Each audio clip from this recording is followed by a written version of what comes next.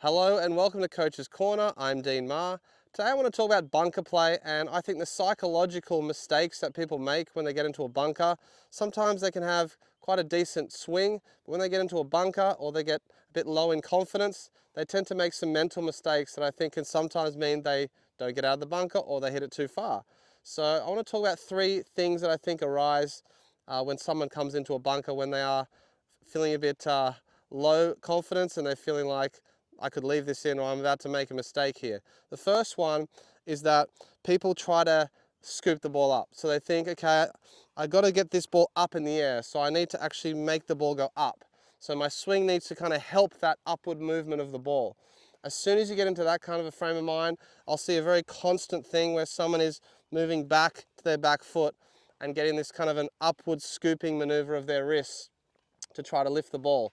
Now all that does is it screws up their ability to hit 2 inches behind the ball, and I think that's a big issue. So to sort of go against that somewhat of that feeling of lifting, what I want you to focus more on is splashing downwards and to make sure your body weight is moving forward. A really important thing, I think most people that try to lift, they stay back. So if you just try to make sure you move forward when you swing, feel like the weight moves into your left foot as you swing, you'll find that you won't try to scoop as much and you might get the better result. The other thing that can sometimes happen is people try to swing really hard because they're worried about the ball not coming out, so they tense up and they try to swing really aggressively at the golf ball. Now, as we know in golf, I think it's important to stay fairly smooth and to feel like you've got a later acceleration. So what I try to feel like I'm going to do is I'm going to slingshot the sand out of the bunker and almost feel like as my club enters the sand, that I'm going to sling it as far out of the bunker as I can.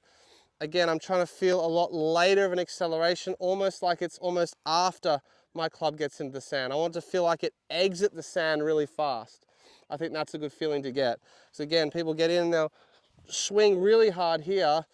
It'll kind of make them get tense and they won't actually have a lot of speed when they get to the ball. And so again, I like to feel that like I'm accelerating the club out of the sand really fast as a means of going against that. The final one, I think it's even before the person goes to play the shot, they're always worried about opening the club face just a little bit. And I really would say it's very important in a bunker to get the club face just opened a little bit. It doesn't have to be as open as you see a professional. Like I like to have the face sitting like this.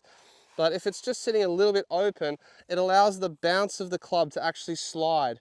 And that's very important when you're playing a bunker shot. If your club is digging or if the club is square to closing into the sand, it's going to all the time slow down.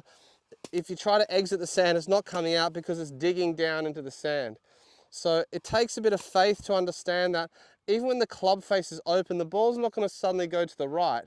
Most times in a bunker, your club is quite low, and when you open the face, it actually squares it up to where the ball should go to the target. So don't be afraid to open up a little bit. I know it looks a bit weird and you might not be used to it, and this is where I'd say practice is very important, because if you arrive to a bunker shot and you've done a little bit of practice, so you open the club face, you think, okay, I'm not going to lift this up, I'm going to move my body weight forward and I'm going to accelerate out of the sand, I think you've got a very good chance of hitting a good bunker shot. And that's just my, I would say, mental techniques to help you to get confidence and to hopefully hit some great shots. We all know golf is difficult and it's usually played between the ears, and I'm here to, I guess, change the way I think people think and their technique. But if you change just their technique, sometimes that's not enough.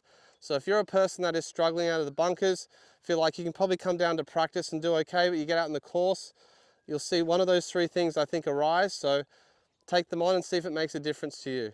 If not, we're here for bunker lessons, so please join us if you need to. Alrighty, have a good month.